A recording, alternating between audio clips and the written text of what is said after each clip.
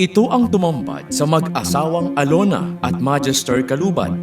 Natupok ang kanilang bahay sa Barangay Dalas, Labo, Camarines Norte habang sila ay nasa trabaho.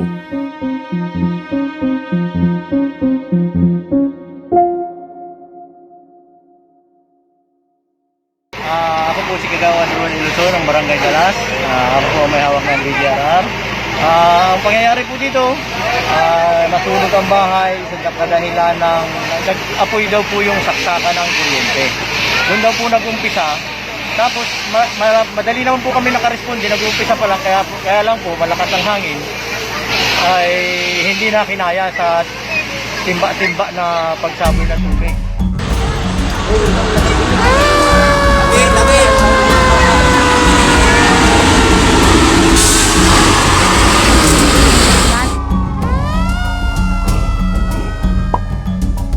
Malungkot kasi lahat po ng pinanggar namin. Tupok po lahat. Pinasasalamat ko na lang din po sa Diyos. Buhay yung apat ko pong Oo. Asan ka nung time na nasusunog? Nasa trabaho po ako sa palengke, tindera po ako ng isda. Oo. Nung malaman mo yun na nasusunog yung bahay? Nagtakbo po agad ako para po maano ko yung anak ko. Sabi ko yung anak ko baka po kasi naano ko baka malitso ng buhay yung anak ko. Oo. Ilan ang anak mong Apat natutulog? po puro babae. Oo. May nagsasabi natutulog daw yung... Yung pong dalawang bunso tulog pa nung time na yun. Yung panganay ko po nag-internet doon kay tito niya kasi wala na po kami internet dito para po sa pag-aaral. Yung pangalaw ko gising, yun lang po nakaamoy nung pangyayari. Tapos yun nga po ginising na yung mga kapatid niya. Sabi nga po nung yung mga tendera na may nasusunogan yung bahay sa Dalas. So tagalan, di ba ganyan? Sa kayo, patingin nga, pagtingin ko po yung bahay ko tapos yung anak ko nasa labas. Kaya yan, takbo po agad dito. Dito sa area So, wala na ng rin bahay po niya, talaga. saan nag-start yung sunog sa Pasig? Dito po sa dito po sa may nasaksakan galing po sa ng kuryente po dito. Tapos ang nag-extension naman po nag-installation naman po na yung yung talagang Canoreco. Sa Canoreco. Pero luma na siguro. Luma na po, saka luma na din po yung mga kanapo namin, mga tuyo na kaya masyado pong sobrang lakas na agad ng apoy. Mabilis lang po, wala pa pong 10 minutes, subos yung bahay po. Pati mga gamit po namin.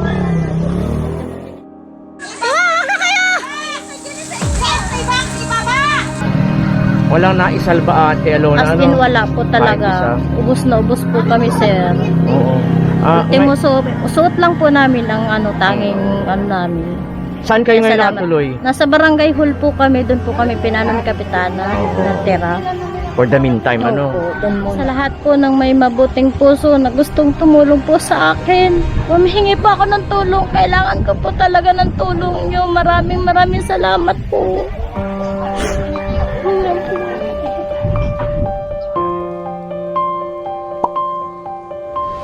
Tricycle driver po. Oo. Paano mo nalaman na ganito yung nangyari sa bahay? May nagsabi na lang po sa akin na kapwa ko tricycle driver na wala na, sunog na yung bahay niya. Tapos, Naandun ka sa center time na yun? Tapos, dilabo-labo po ako pa uwi para yung mga anak ko inisip ko ma-save. Oo. Tapos, pagdating ko nga po, wala na, tupok na po sila lahat, wala nang natira. Oo. Yung mga anak ko naman, yung isa nagalusan nga, katatakbo at natakot.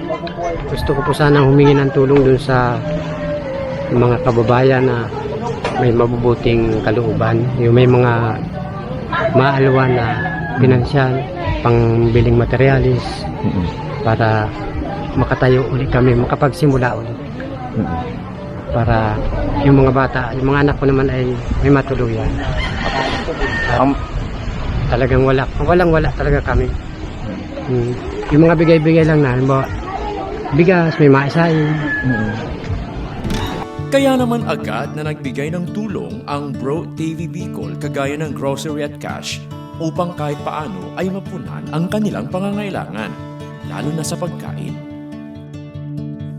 Nananawagan naman sina Alona at Magister sa ating mga kababayan upang sila ay matulungang makapagsimula ulit kahit maliit na tirahan.